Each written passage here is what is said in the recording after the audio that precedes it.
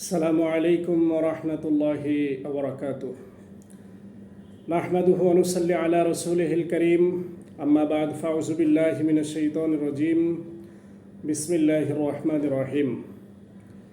আজকে কথা বলবো খিটখিটি মিজাজ দূর করার বিষয়ে। রাসূল সাল্লাল্লাহু আলাইহি ওয়াসাল্লাম যে নির্দেশ আছে এই বিষয়টা নিয়ে, যে আমাদের সমাজে দেখা যায় বহু মানুষের খুব খিটখিটি মিজাজ। এই মিজাজের কারণে ব্যবসায়িক প্রতিষ্ঠান হোক, সামাজিক কোনো কর্মকাণ্ড হোক, পারিবারিক বিভিন্ন কলহ এই খিটখিটি মিজাজের কারণে হয়ে থাকে।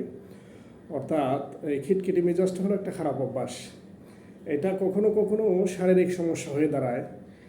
এই ত্রুটি থেকে বের হয়ে আসতে এবং বের হয়ে আসার জন্য ইসলাম সুন্দর একটি পন্থা এবং পথ দেখিয়েছে। কারণ এই বদ অভ্যাসটির কারণে আমাদের দেখা যায় পরস্পরের মধ্যে সম্পর্ক নষ্ট হয়, এমনকি অনেক সময় দেখা যায় যে পারিবারিকভাবে বিভিন্ন ধরনের সমস্যার সৃষ্টি হয়। রাসূলুল্লাহ সাল্লাল্লাহু আলাইহি ওয়াসাল্লাম এ ব্যাপারে কয়েকটি কথা আল্লাহ রাসূল সাল্লাল্লাহু আলাইহি ওয়াসাল্লাম বলেছেন যে এক ব্যক্তি রাসূলুল্লাহ সাল্লাল্লাহু আলাইহি ওয়াসাল্লামের কাছে বসে পরস্পর কী করতেছিল, ঝগড়ায় লিপ্ত ছিল। তো সে রাগে তার চোখগুলো লাল হয়ে গেল এবং তার গলার যে শিরা উপশিরাগুলো এগুলো ফুলে গেল। তো রাসূলুল্লাহ সাল্লাল্লাহু আলাইহি ওয়াসাল্লাম তাদেরকে বললেন যে আমার কাছে একটা জিনিস আছে বা আমি একটা বিষয় জানি, যদি তোমরা ওই বাক্যগুলো পাঠ করো তো তাহলে তোমাদের রাগ কমে যাবে। তো রাসূল সাল্লাল্লাহু আলাইহি ওয়াসাল্লাম বললেন আউযু বিল্লাহি মিনাশ শাইতানির রাজীম। এই বাক্যটা তাদেরকে বলে দিলেন। অর্থ হলো, আমি আল্লাহ তাআলার কাছে বিতাড়িত শয়তান থেকে আশ্রয় প্রার্থনা করছি।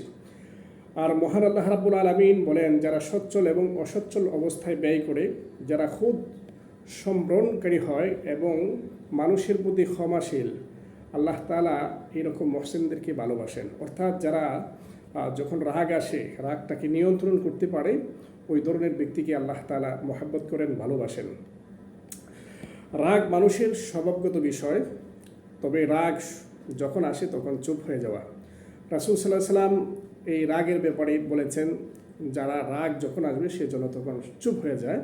হযরতে আব্দুল্লাহ ইবনে আব্বাস রাদিয়াল্লাহু তাআলা আনহু বর্ণনা করেন, রাসূল সাল্লাল্লাহু আলাইহি ওয়াসাল্লাম বলেছেন, তোমরা শিক্ষা দাও এবং সহজ করো, কঠিন করো না। যখন তুমি রাগান্বিত হও তখন চুপ থাকো, যখন তুমি রাগান্বিত হও তখন চুপ থাকো। এই কথাটা রাসূল সাল্লাল্লাহু আলাইহি ওয়াসাল্লাম একাধিকবার বলেছেন যে যখনই আমাদের রাগ উঠবে আমরা কি হয়ে যাব, চুপ হয়ে যাব। রাসূল সাল্লাল্লাহু আলাইহি ওয়াসাল্লাম আরও বলেছেন, যখন তোমাদের কারো রাগ চলে আসে, তোমাদের কারো গুসা চলে আসে, তখন যদি তুমি দাঁড়ানো অবস্থায় থাকো তো তুমি বসে যাইবা, যদি বসা অবস্থায় থাকো শুয়ে যাইবা। এটা আবু দাউদ শরীফের একটা হাদিস। আরেকটা বিষয় হলো, যখন রাগ আসে তখন ওযু করার কথা রাসূল সাল্লাল্লাহু আলাইহি ওয়াসাল্লাম বলেছেন। আর রাসূল সাল্লাল্লাহু আলাইহি ওয়াসাল্লাম বলেন, নিশ্চয়ই রাগ শয়তানের পক্ষ থেকে আসে, আর শয়তান আগুনের তৈরি, নিশ্চয়ই পানি দ্বারা আগুন কি হয়ে যায়, নিভে যায়। সুতরাং তোমাদের কেউ যখন রাগান্বিত হয় সেজন্য ওযু করে। অর্থাৎ এখানে রাসূল সাল্লাল্লাহু আলাইহি ওয়াসাল্লাম যে বিষয়গুলো আমাদের সামনে উপস্থাপন করেছেন, আমরা যদি এই বিষয়গুলো কী করে মেনে চলি তাহলে দেখা যাবে আমাদের পারিবারিক জীবন, সামাজিক জীবন এবং আমাদের অধীনস্থ যারা আছে সবাইকে নিয়ে আমরা সুন্দরভাবে, সৌহার্দ্যপূর্ণভাবে আমরা চলতে পারবো। খিটখিটি মেজাজ, রাগ এইগুলো আসলে একটা ব্যাধিতে পরিণত হয়। এরপরে দেখা যায় সবাই কী করে ওই রাগী ব্যক্তি থেকে, ওই খিটখিটি মেজাজের ব্যক্তি থেকে মানুষ দূরত্ব বজায় রাখে। আস্তে আস্তে সে একাকিত্ব হয়ে যায় এবং তার মধ্যে একটা হীনমন্যতা ভাব চলে আসে। এই জন্য আমাদের সবারই তো স্বভাবগত অবস্থা, আমাদের রাগ আছে। যখনই আমাদের রাগ আসবে তখন আমরা এই আমলগুলো করব। আল্লাহ সুবহানাহু ওয়া তাআলা আমাদের সকলকে এই কথাগুলো মেনে আমল করার তৌফিক দান করুন। মা তৌফিকি ইল্লা বিল্লাহ ওয়া আখিরু দাওয়ানা আলহামদুলিল্লাহি রাব্বিল আলামিন। আসসালামু আলাইকুম ওয়া রাহমাতুল্লাহি ওয়া বারাকাতুহু।